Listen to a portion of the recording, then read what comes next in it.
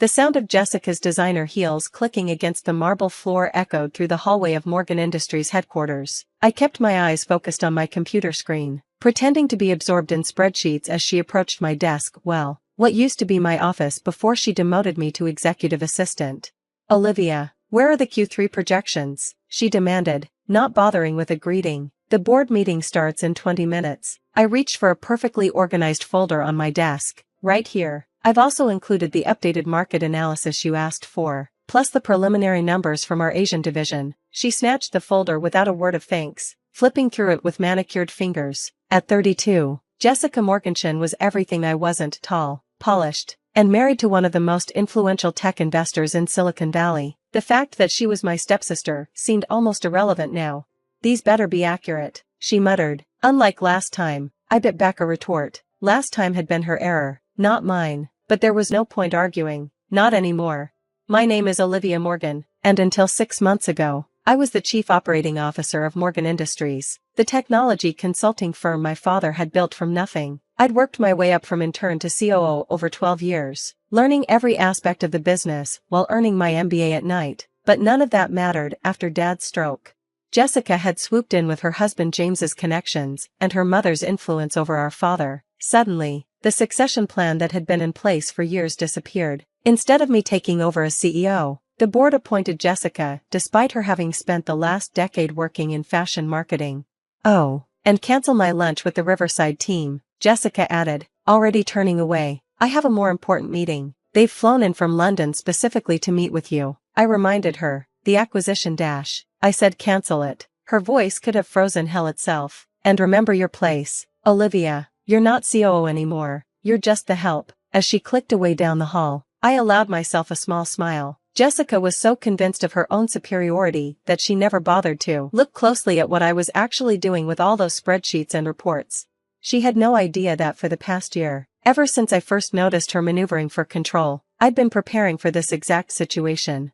Later that evening, I sat in my small home office, surrounded by documents that told a very different story than the one Jessica thought she knew. My phone buzzed, a text from Marcus Zhang, our former head of Asia-Pacific operations, who'd retired shortly after Jessica took over. Everything's ready. Tokyo team is on board. I sent back a thumbs up emoji, then opened my laptop to check the secure email account I'd set up months ago. One by one, confirmation messages rolled in from key personnel across Morgan Industries' global offices, people Jessica had dismissed as irrelevant, middle managers she never bothered to meet. People who had watched me grow up in this company, who remembered how I'd started in the mailroom during summer breaks, people who'd seen me work alongside them, learning their challenges, understanding their value. A knock at my door interrupted my thoughts. I quickly closed the laptop before calling out, "Come in." It was David Chen, Jessica's husband, James's younger brother, and ironically, one of my closest allies. "Rough day?" he asked, settling into the chair across from my desk. Unlike his brother and sister-in-law, David had earned everything he had through hard work and genuine talent. I shrugged. The usual. Your sister-in-law continues to excel at alienating our most important clients. She canceled the Riverside meeting? How did you know? David smiled grimly. Because she scheduled lunch with Patterson Holdings instead. James arranged it. They're planning to push through some major restructuring. My heart skipped a beat. Patterson Holdings was known for aggressive cost-cutting and outsourcing. If they were involved. How soon? 2 weeks. They're going to announce a strategic partnership that will effectively give Patterson control of Morgan's domestic operations. David leaned forward, his expression serious. A lot of people are going to lose their jobs. Olivia, I nodded slowly, my mind racing. Then we need to move faster. Is everything set on your end? David had been helping me set up Aurora Consulting, officially a small startup focusing on specialized tech consulting, but actually the vehicle for something much bigger. The infrastructure is ready, he confirmed. We can go live whenever you give the word. But are you sure about this? Once we start, we can't go back. I finished. I know, but Jessica and James have left us no choice. They're going to destroy everything my father built, all in the name of short-term profits. I opened my laptop again, showing him the messages I'd received. We're not the only ones who see it coming. The question is, are you really willing to go against your own brother? David's face hardened. James stopped being my brother the moment he decided to use Morgan Industries as his personal piggy bank. I'm with you all the way. The next morning, I arrived at work early, just like always. Jessica might have demoted me, but she still relied on me to keep things running smoothly, which meant I had access to everything: client contacts, project details, internal communications. I was reviewing the morning reports when my phone buzzed. It was Marcus again. Singapore office is secure, regional directors all confirmed, another piece falling into place. While Jessica had been focused on impressing the board with surface-level changes, I'd spent the past year quietly building relationships with our international teams. They'd watched in dismay as she dismantled the company culture Dad had created, replacing experience with cronies and cost-cutting measures. Now they were ready to jump ship, but not to Patterson Holdings. The next week passed in a blur of careful preparation. During the day, I played the perfect assistant, managing Jessica's schedule and handling the endless details she couldn't be bothered with. At night, I coordinated with David and our growing network of allies. The plan was complex but elegant. Morgan Industries' strength had always been its people, the relationships we'd built, the expertise we'd developed. Jessica saw them as expenses to be cut. I saw them as the foundation of something new. It all came to a head sooner than we expected. Jessica burst into the office one morning, her face flushed with anger. "Where's the Singapore team's proposal for the Chintech merger? I need it for the board meeting this afternoon." I blinked innocently. "I sent it to your email last night. Didn't you receive it?" She grabbed my keyboard, pulling up her email. "There's nothing here. This is exactly why I demoted you. You can't handle basic tasks." "That's strange," I said calmly, opening my own email. "I have the confirmation receipt right here. See? Sent at 9:47 p.m. to your private email address." Jessica's face went pale. She'd been using a private email account to communicate with Patterson Holdings, keeping the negotiations off Morgan's servers. She'd never told me about it, but I'd known for months. "How did you?" "Oh, that reminds me," I continued, still in my helpful assistant voice. "Marcus Zhang asked me to give you a message." "Marcus? He retired months ago." I smiled. "Actually, he didn't. He's been quite busy setting up Aurora Consulting's Asia-Pacific headquarters, along with most of our senior team in Singapore, Tokyo, and Seoul." The blood drained from Jessica's face as understanding dawned. "What have you done?" "Me? I'm just the help, remember? I just handle the paperwork. Like the resignation letters from our entire international management team, which should be hitting the board's inboxes right about." Her phone buzzed, then again, and again. "You can't do this," she whispered. "I already have." I stood up, gathering my things. "Oh, and you might want to take a look at the client list for the Patterson Holdings deal. You'll find it's gotten significantly shorter over the past few weeks." As I walked toward the elevator, I heard her screaming for security, but it was too late. The pieces I'd spent a year putting into place were already moving. Phase 1 was complete. Now came the hard part. The next morning, Morgan Industries headquarters was in chaos. Security guards stood at every entrance, checking IDs against a hastily compiled list of approved employees. Jessica had spent the night trying to contain the damage, but she was fighting a battle that had already been lost. I watched it unfold from Aurora Consulting's new offices, a modern workspace in a building just 3 blocks away. David had secured the lease months ago, and we'd been quietly setting up infrastructure while Jessica was focused on her Patterson Holdings deal. "Latest count?" I asked as Marcus Zhang walked into my office, looking tired but satisfied. 87% of our international staff have confirmed their transitions to Aurora," he reported. "The rest will probably follow once they see we're operational. But that's not the biggest news." He handed me his tablet, showing an email chain. "The Riverside team? After Jessica canceled their meeting, they reached out to their contacts in our London office. They want to talk to us instead." I smiled, remembering Jessica's dismissal of that unimportant meeting. "Set it up. And make sure David is there. His technical expertise will be crucial." The phone on my desk buzzed. My assistant's voice came through the speaker. "Your father is here." My heart skipped a beat. I hadn't seen Dad since his stroke 6 months ago. Jessica and her mother had made sure of that, controlling his visitors and protecting him from stress. "Send him in." He looked older than I remembered, leaning more heavily on his cane, but his eyes were sharp as ever as he took in my new office. "Nice view," he said mildly. "Dad, I dash." He held up a hand, stopping me. "Jessica came to see me last night. She had quite a story to tell about betrayal and corporate espionage." I stayed silent, waiting.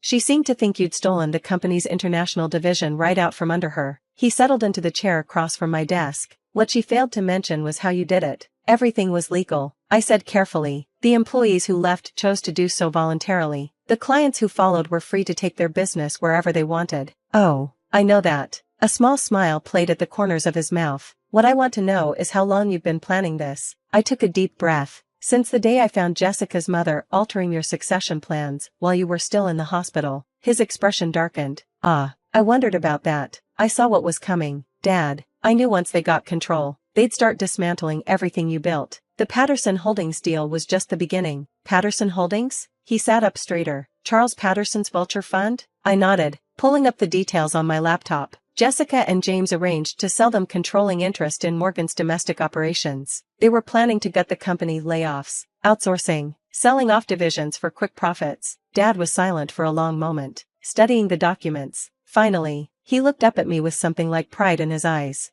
So instead of fighting them directly, you built a lifeboat, preserved the most valuable parts of the company, the people, the relationships, the expertise, just moved it all somewhere new. I learned from the best, I said softly. You always told me the real value of a business isn't in its assets or contracts, it's in its people. He reached across the desk and squeezed my hand. You did good, kid. Now, tell me about this Aurora Consulting. I might know some people who'd be interested in working with a company like that. Over the next few weeks, the full impact of what we'd done became clear. Without its international teams and key technical staff, Morgan Industries couldn't deliver on many of its existing contracts. The Patterson Holdings deal fell apart when they realized how much value had evaporated overnight. Jessica was furious. Of course, she tried everything: lawsuits, smear campaigns, even attempted to freeze Dad out of the company completely. But she'd forgotten one crucial detail. Dad might have stepped down as CEO, but he still controlled a significant portion of voting shares. And he wasn't happy about the Patterson Holdings deal. The board meeting that followed was brutal. Dad walked in supported by his cane and 3 different attorneys. By the time he walked out, Jessica had been removed as CEO, and James's board seat was under review for conflict of interest. I wasn't there. I was too busy in a video conference with our new Tokyo office, working out details for a major contract, but David recorded the whole thing on his phone.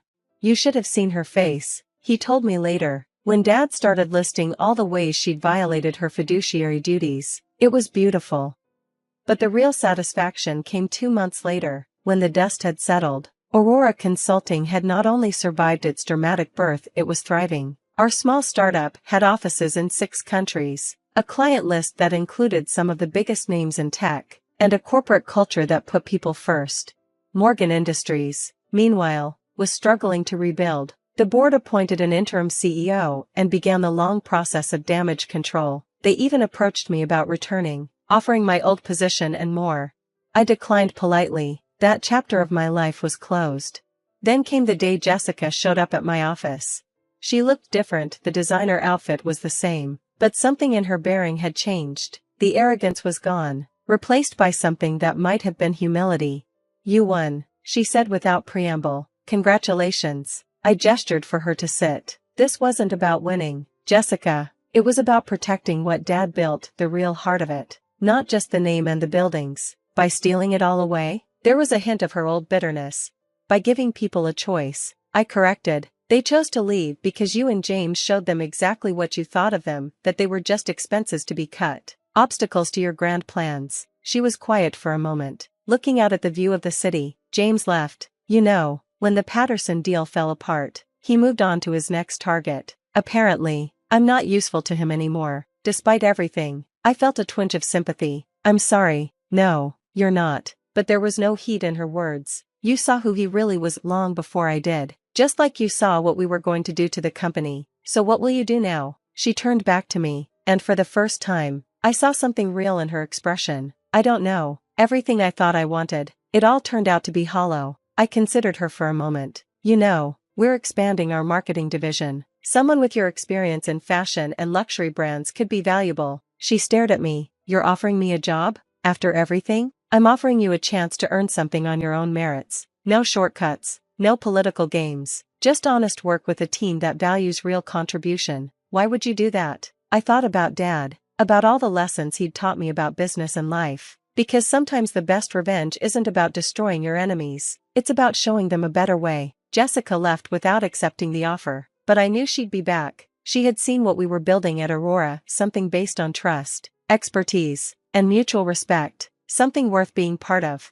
A year later, Aurora Consulting had become one of the fastest-growing tech consulting firms in the industry. We maintained our core values even as we expanded, never forgetting the lessons that had led to our creation.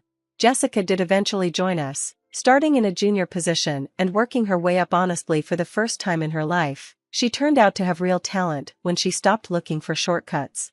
Dad divided his time between advisory roles at both companies, helping Morgan Industries rebuild while supporting Aurora's growth. He never said "I told you so" about Jessica and James, but the pride in his eyes when he looked at what we'd built at Aurora said everything.